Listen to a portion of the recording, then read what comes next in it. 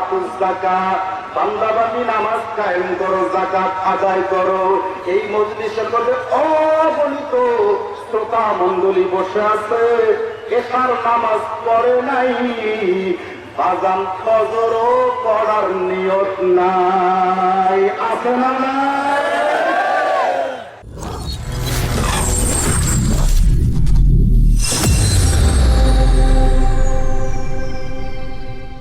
আসসালামু আলাইকুম ওয়া রাহমাতুল্লাহি ওয়া বারাকাতুহু।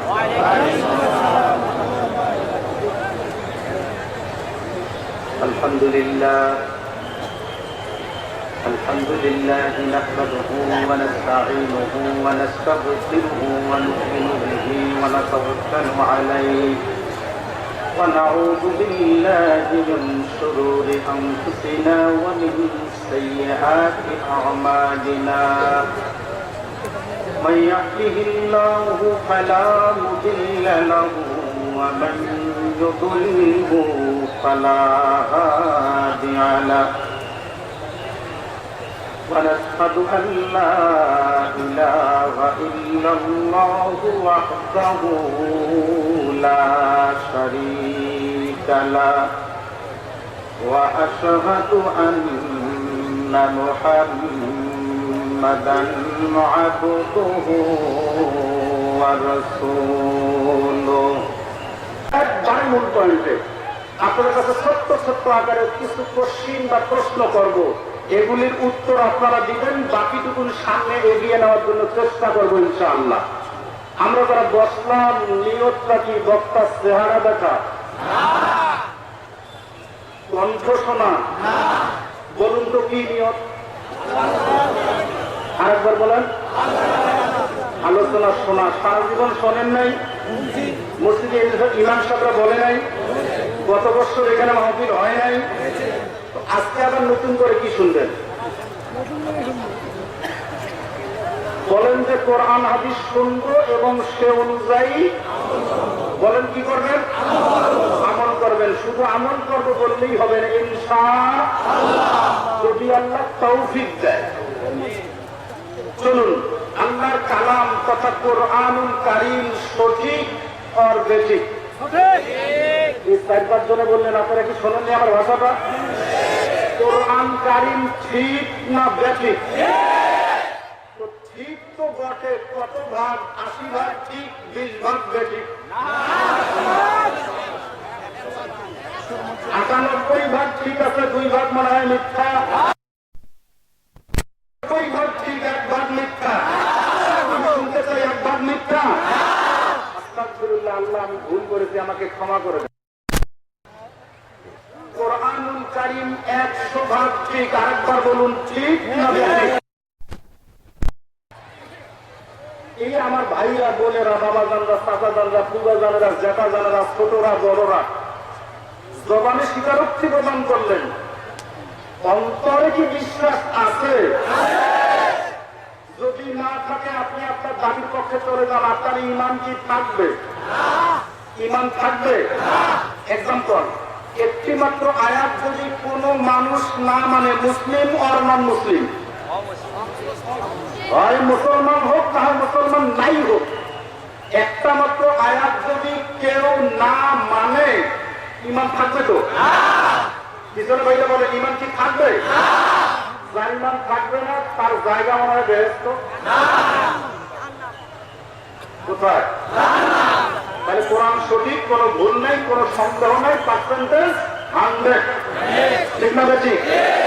এখন আপনাকে পরীক্ষা করার জন্য একটা ছোট্ট বস্তু এক্সাম্পল দিয়ে করা যাবে। যেমন স্বর্ণের কালারের মতো একটা পদার্থ বাজারে পাওয়া যায়, নাম কি বলতে পারবেন? আলহামদুলিল্লাহ, ঠিক আছে, সিটি গোল্ড। ভাই, এটার 1 ভরির মূল্য কত আনুমানিক? কেউ বলে 80 টাকা, কেউ বলে 100 টাকা, কেউ বলে 300 টাকা, মেনে নিলাম। অনুরূপ কালার স্বর্ণ 1 ভরির দাম কত? জীবনে মনে হয় কেনেন অনেক, কম বেশি করেন 40,000। তাহলে একই কালার 1 ভরির দাম 40,000, আর 1 ভরির দাম 150, ঠিক না বেশি? কালার হয় না, একই দাম অনেক কম বেশি, ঠিক না বেশি? আজকের মাহফিলে যে সমস্ত ভাইয়েরা বসলাম সকলেই কিন্তু আমরা মানুষ, আল্লাহর বান্দা, মুসলিম বলে দাবিদার, ঠিক না বেশি? কিন্তু আপনি স্বর্ণ না সিটি গোল্ড আমি কেমনে চিনবো?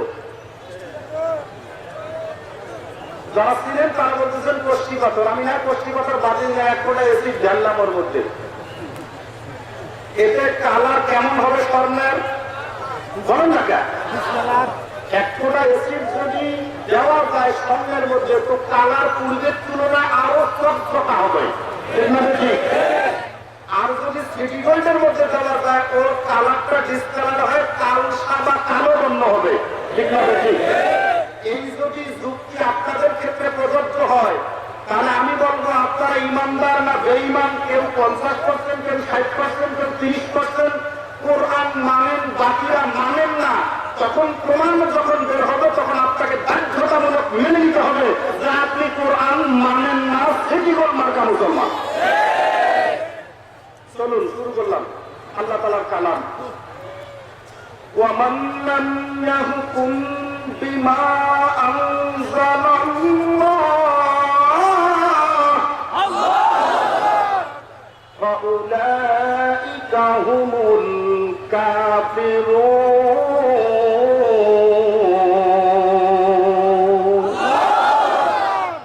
কোরআন শরীফ তো কয় না? কোরআন শরীফ তো। وَمَن لَّمْ يَحْكُم, আমি আল্লাহ রব্বুল আলামিনের কোরআনের হুকুম ছাড়া, বিধান ছাড়া, কোন বিধান? বিমা আনজালাল্লাহ, যা আল্লাহ তাআলা নাযিল করেছেন। আল্লাহ নাযিল করা কোরআনের বিধান ছাড়া কোন মানুষ যদি জীবন চালায়, বিচার চালায়, হুকুম চালায়, আল্লাহ বলেন ফাউলাইকা হুমুল কাফিরুন। বলুন তো দোস্তরা তারা কি? বলেন আল্লাহ নাযিল করা কোরআনের বিধান যারা মানে না তারা কি? আমরা কি? বলেন আমরা খালি মুসলমান না মুমিন? ঠিক না ঠিক? মুমিন মুসলমান। যদি কোরআন পুরাটা মানি, যদি না মানি সিটি গোল্ড মার্কা মুসলমান। তাহলে বাপজান প্রথম লাইন আল্লাহ তাআলার কালামের বাণী শুনাইলাম। নাযিলকৃত কোরআনের বিধান যারা মানবেন না তারা কিন্তু কাফের। এ ব্যাপারে একমত না দ্বিমত? এবার আসেন আস্তে আস্তে সামনে নেই ব্যক্তিগত জীবন থেকে পারিবারিক জীবন, তারপরে সামনে যাব যদি সময় হয়। ব্যক্তিগত জীবনে আল্লাহ রাব্বুল আলামিন কালামের বাণী শুনাই দিচ্ছে পৃথিবীর মানুষকে। ও পৃথিবীর মানুষরা, কিভাবে চলবেন, কেমন করে চলবেন, কার পথ মত অনুসরণ করবেন, পর্যায় করবে, শুনতে থাকুন আল্লাহর কালাম। আল্লাহ রাব্বুল আলামিন কালামে হাকিমের মধ্যে বয়ান শুনাইতেছেন। ওয়ামা খালাকুতুল জিন্না ওয়াল ইনস ইল্লা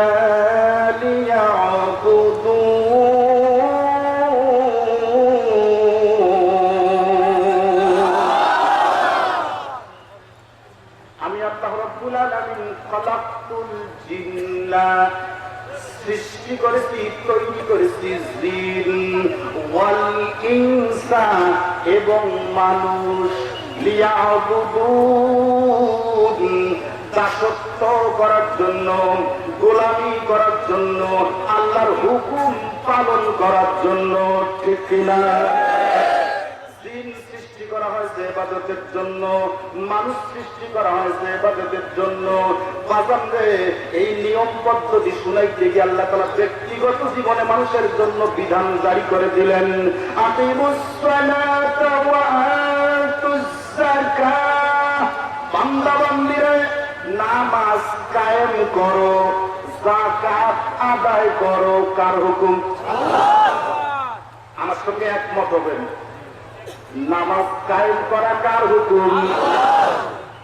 যদি কোনো বাবাজি আল্লাহর হুকুম না মানেন, বলুন তো আপনারা কি হবেন? নিয়ে বুঝে বলবেন, কিন্তু যারা বলছেন 100% তাদের কাছে বলছি, আল্লাহ নাযিল করা কোরআনের বিধান মানবেন না কাফের। বিধান আছে, আল্লাহ বলছে আকিমুস সালাতা ওয়া আতুজ যাকাত, বান্দা বান্দি নামাজ কায়েম করো, যাকাত আদায় করো। ঠিক না বেঠে? যদি করি সেজন্য আল্লাহ কি বলেন, যদি না করি সেজন্য কি বলে একটু দেখুন। বান্দা বান্দিরে যদি আল্লাহর হুকুমটা পালন করতে পারেন, বিধান যদি ব্যক্তিগত জীবন, পারিবারিক জীবন, বাকি জীবনে পালন করতে পারেন, তখন আল্লাহ তাআলা তোমাদেরকে বলতেছেন ইন্নাল্লাযীনা আমানু ওয়া আমিলুস সালিহাত, আল্লাহু আকবার, নিশ্চয়ই করে যারা ঈমান গ্রহণ করবে এবং নেক আমল করবে, আল্লাহ তাআলা বলতেছেন সায়াজআলু লাহুমুর রাহমানু উদ্দা। ঈমান গ্রহণ করে সালেহ আমল যারা করবে, নেক আমল যারা করবে, আল্লাহ তাআলা তাদের জন্য বলতেছেন সায়াজআলু লাহুমুর রাহমানু উদ্দা। আসমান জমিন, ইহকাল পরকাল, সব জায়গায় আল্লাহ তাআলার পক্ষ থেকে তাহাদের উপর রহমত নাযিল হইবে। আমরা আল্লাহর বিধান মানবেন না, নাযিল করা বিধানগুলি মানবেন না, তাদের জন্য আল্লাহ তাআলা শক্তবাণী উচ্চারণ করতেছেন ওয়াল্লাযীনা কাফারু ওয়া কাযযাবু বিআয়াতিনা উলাইকা আসহাবুন নার হুম ফিহা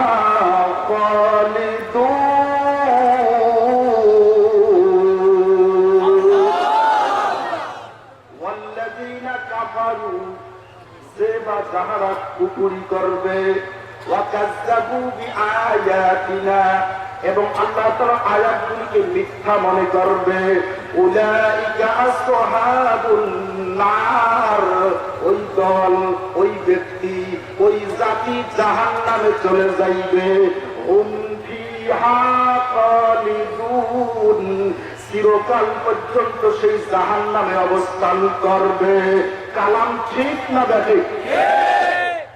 যদি মানেন তোমাদের জন্য আসমান জমিন সব জায়গায় শান্তির বাণী, যদি না মানেন তোমরা হবেন কুকুরের মধ্যে নিমজ্জিত এবং অনাদিকাল পর্যন্ত জাহান্নামে জ্বলা লাগবে। ঠিক না ঠিক? এবার শুনে যান, আল্লাহ বলেন আকিমুস সালাতা ওয়া আতুজ যাকাত, বান্দা বান্দি নামাজ কায়েম করো, যাকাত আদায় করো। এই মজলিসের মধ্যে অগণিত শ্রোতা মণ্ডলী বসে আছে, এশার নামাজ পড়ে নাই, বাজান ফজরও পড়ার নিয়ত নাই, আছে না নাই? আল্লাহ নাযিল করা কোরআনের বিধান ছিল যারা মানবে না তারা কাফের। ঠিক না বেটি? তাহলে এসব নামাজ পড়েন নাই, আল্লাহর হুকুম আপাতত মানেন নাই। ঠিক না বেটি? মানবেন না তো ঠিকানা কোথায়? তাহলে বুঝা গেল যারা নামাজ পড়ে না সিটিগোল্ড মার্কা মুসলমান, কথা হয় না? ঠিক না? শোনা হয় না, চেহারাটা হৃষ্ট হইলে মানুষ হওয়া যায় না। মানুষ হইতে হলে কোরআন হাদিস মোতাবেক জীবন পরিচালনা করা লাগবে। ঠিক না? আর কয়দিনের মান বাহাদুরি করবে, কয়দিনের, কয় সেকেন্ডের? আল্লাহ বিধান শুনুন। ব্যক্তিগত জীবনে এক লাইন বললাম, দ্বিতীয় লাইন, আল্লাহ নাযিল করা কোরআনের বিধান মানবেন না, ফাউলাইকা হুমুজ জালিমুন।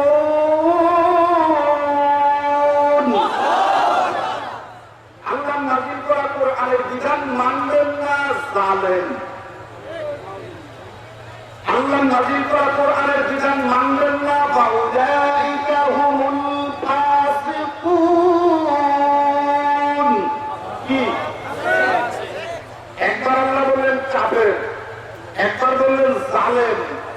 এবার বললেন ফাসেক, যদি বিধান না মানেন। ঠিক না ঠিক?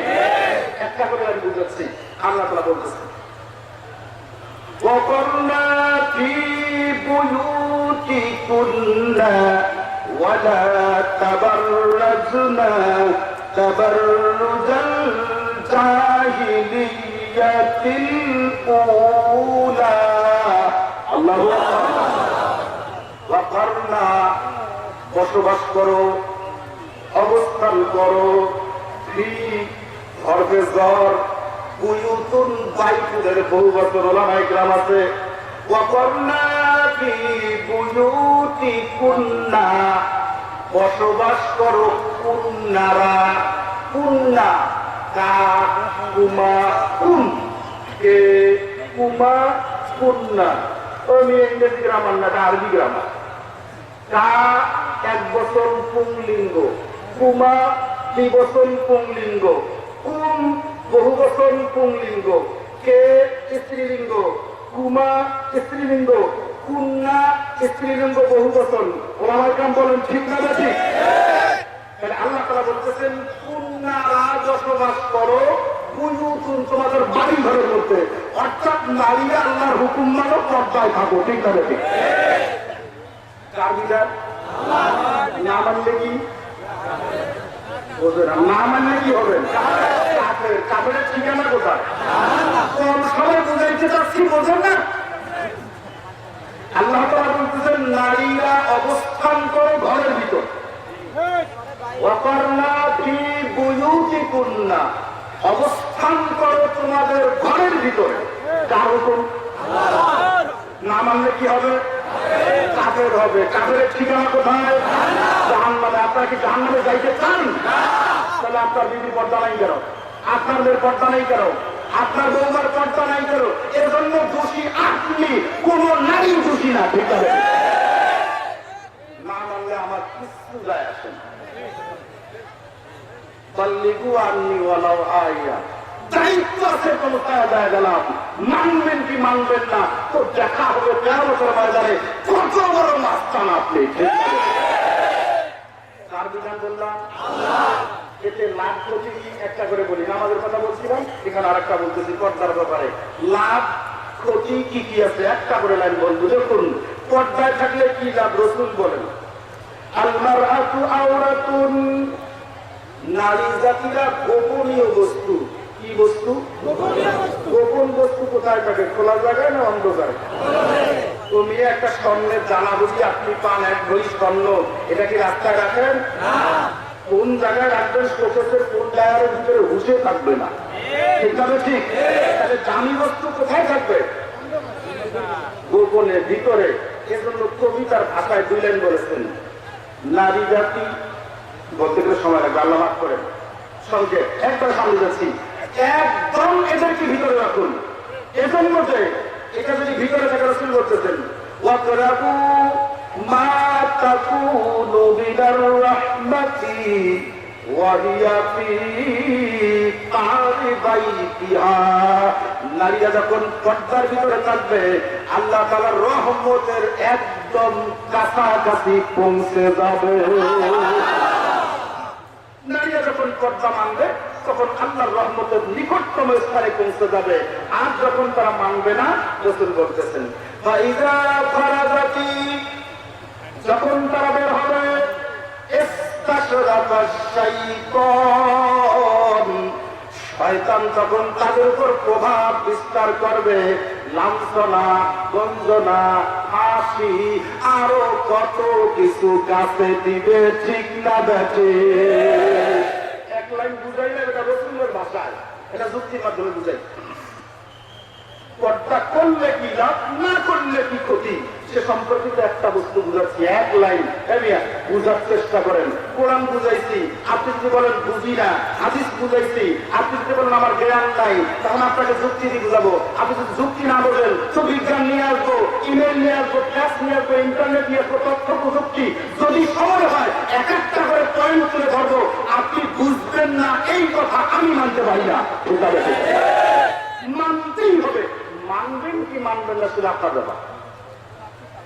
আমার বন্ধুরা, কোরআনে পর্দার বিধান আসলো, ইসলামে হাদিসে পর্দার বিধান আসলো, আপনি মানেন নাই, আমার আপত্তি টুকুনো নাই। তবে বুঝাই দিচ্ছি, যদি পর্দার বিধানটা মানতেন, রসুল বলল তার দাম হয়ে যাইত আল্লাহর দরবারে বেশি।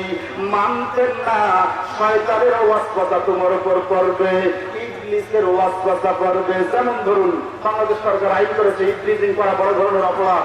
ইভটিজিং এর শিকার কোন মেয়ে যদি কোনো ছেলের বিরুদ্ধে অভিযোগ করে, সাথে সাথে পুলিশ ওনারে ধরে নিয়ে থানায় নিয়ে যাবে, ঠিক না ঠিক?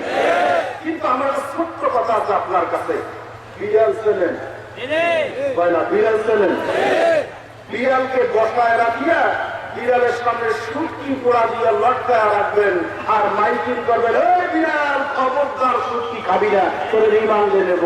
মানবে? কথা বলেন, এই বিড়াল কি মানবে?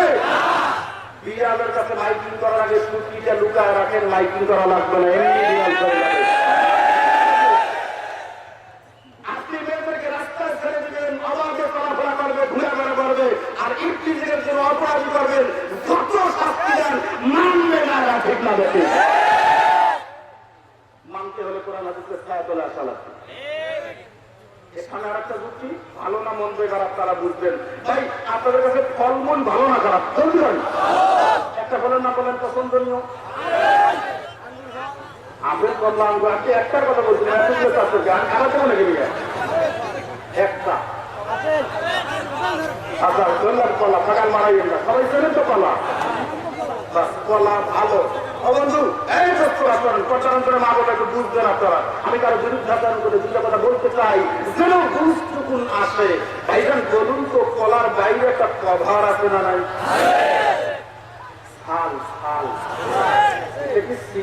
মোটা, মোটামুটি মোটা। আচ্ছা, এই কলাটার এই বাইরের কভারটা যদি না থাকতো, এর গাছে কি হেফাজত থাকতো? এটা শত্রু নাই, মশা মাছি গোল্লা বেঙ্গুল এগুলো আছে না নাই? যদি এই কলার স্থান না থাকতো, এটা কবে দাওয়াত নিয়ে ওটা ঘোড়া সুদ্ধে খায় ফেলতো।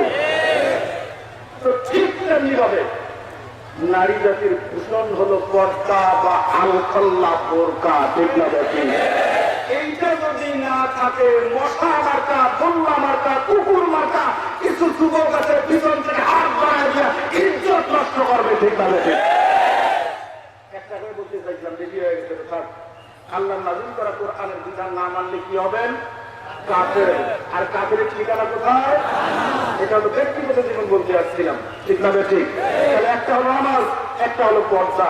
আসুন তো, আপনার বোন, আমার মা কোরআন কেন মানে না, হাদিস কেন মানে না, পর্দার বিধানটা তারা কেন মানতেছে না, কোরআনের বিধান মানতেছে না, এরা কেন নামাজ পড়তেছে না, এরা কেন রাস্তায় ঘোরাফেরা করছে, এর পিছনে কি কারণ? কারণগুলো একটু উদ্ঘাটন করে নিয়ে আসি ভিতর থেকে। কেন হচ্ছে? অবাধন প্রশ্ন করে সংক্ষেপ আকারে উত্তর দেওয়ার চেষ্টা করুন। একই বাবার 5টা সন্তান থাকতে পারে কিনা? একটা সন্তান আজান হলেই মসজিদে দৌড়ায়, আর একটা মসজিদ তো দূরের কথা গানা করে দৌড়ায়, বলতে পারবেন কোন বাপের বেলা কেন? একই বাবা, একই মা, একই আন্দাজ, একই পুকুর, ওই জমিনের ফসল খেয়ে এই সন্তানটা জন্ম নিয়েছে, ওই আন্দাজটাও খেয়েছে, ফল এও খেয়েছে।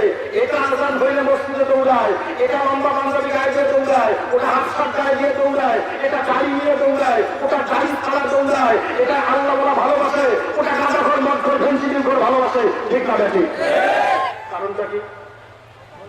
বাবা তো এক, মা তো এক, গোড়া থেকে নিয়ে আসি। خلقت الجن والإنس إلا ليعبدون। আল্লাহ সৃষ্টি করেছেন মানুষকে ইবাদতের জন্য, ঠিক না বেশি? পর্দার অন্তরে আম্মা জানরা, কেন আপনার সন্তানটা ইবাদত করে না? ওগো মা, কত নালিশ আমার কাছে আছে, এখন বলতে পারি না। কতজন কয় তাবিজ দেন, আমার ছেলে আমার কথা মানে না, আসে না। কেন মানে না গো মা? 10 মাস 10 দিন পর্যন্ত গর্ভে ধারণ করাইলেন, কষ্ট করে 2.5 বছর পর্যন্ত দুধ পান করাইলেন, পেশাব পায়খানা কতবার ধৌত করাইলেন, ঠান্ডা কাপড়গুলি নিজের শরীরে বেঁচাইয়া গরমটা দিয়ে সন্তানটারে কোলাইতে চায় নিলেন। তিন দিন করে সন্তান বড় হইল, ওই সন্তান তোমাকে কেন মানে না? এত তথ্য দেওয়া যাবে না, সংক্ষিপ্ত করে সামনের দিকে চললাম। আল্লাহ তাআলা জিন এবং ইনসান সৃষ্টি করেছে ইবাদতের জন্য। ইবাদতের গোড়া খুঁজতে যান, সর্বপ্রথম আদম আলাইহিস সালামকে সৃজন করা হয় পৃথিবীর জমিন থেকে চারি ফেরেশতার মাধ্যমে। 120 জায়গার মাটি নিয়ে আল্লাহ তাআলার কাছে উপস্থাপন করা হয়। উক্ত মাটির থেকে আল্লাহ তাআলা আদম তৈরি করে। আরাদা শাইআন আইয়াকুলা লাহু কুন ফায়াকুন। ও বাপজান রে, দেখুন তো তামাম পৃথিবীতে যতগুলি মানুষ এসেছে, একমাত্র আদম নবী ছাড়া সবগুলি মানুষ কিন্তু বাবা না থাকলেও মা আছে না নাই? তাহলে এসেছে মায়ের গর্ভের থেকে। ওই বাদাম কেমনে বুঝাই? ইবাদত করার জন্য আল্লাহ তাআলা সৃষ্টি করেছে। সন্তান যখন 40 দিন মায়ের গর্ভে অবস্থান করে বীজ আকারে, প্রত্যেকটা কোরআনের দলিল আছে সময় স্বল্প অধিক বাড়ানো যাবে না। 40 দিন পর্যন্ত বীজ আকৃতি, আবার 40 দিন পর্যন্ত রক্তগ্রস্ত তৈরি হয়ে যাবে, আবার 40 দিন চলে যাবে 120 দিন, মতান্তরে 110 দিন। এর ভিতরে সন্তানের গঠন কাঠামো হয়ে যাবে 110 থেকে 20। এর মধ্যে কিন্তু রুহু আসবে, সন্তানের ভিতরে আসবে। এই রুহু যখন মায়ের গর্ভের ভিতরে আসছে, এখন মা বলতে পারবে আমার গর্ভে সন্তান আছে, এর আগে বলা কিন্তু সম্ভব নয়। সন্তান যখন রুহু চলে আসছে, এই সন্তানটা 4 থেকে 5 মাসে পদার্পণ করে, স্বাস্থ্য বিজ্ঞান প্রমাণ করেছে। এখন আপনার পর্যায় করে বুঝাই দিচ্ছি, মানুষের পঞ্চ ইন্দ্রিয় আছে না নাই? এক একটা ইন্দ্রিয়ের এক এক রকমের অনুভূতি ক্ষমতা আছে। সর্বপ্রথম পঞ্চ ইন্দ্রিয়ের থেকে আল্লাহ তাআলা কানের শ্রবণ ক্ষমতা তুলে দেয়। কোথায়? মায়ের গর্ভে। কয় মাস বয়সে? এটা বোঝে না? কয় মাস? মায়ের গর্ভের ভিতরে গর্ভের বয়স হয়েছে 5 মাস। 110 থেকে 20 দিনে রুহু আসছে, এখন সন্তান জীবিত। এই ইন্দ্রিয়গুলির মধ্যে প্রথম কানেকশন আল্লাহ তাআলা কানের খুলে দেয়। পর্দার অন্তর আম্মা জান্না ভালো করে শুনে, আপনার সন্তান আপনাকে কেন গালি দেয়, কেন ভাত কাপড় দেয় না, বুড়া বয়সে কেন বের করে দেয়? অসুবিধাকেও বিচার করে আসছি, মুখ দিয়ে বলতে পারি না, লজ্জা লাগে রে ভাই, বলতেই পারি না। আল্লাহ মাফ করেন।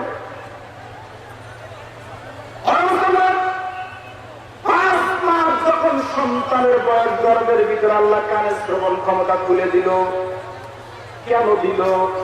এই মা 5 মাস থেকে সন্তান প্রসবাদী পর্যন্ত যতগুলি দিন, যতগুলি রাত যাবে, এই মা কোন কোন কাজের সঙ্গে অংশগ্রহণ করবে, প্রত্যেকটা নিউজ এই বাচ্চার কর্ণ উপহরে প্রবিষ্ট হয়।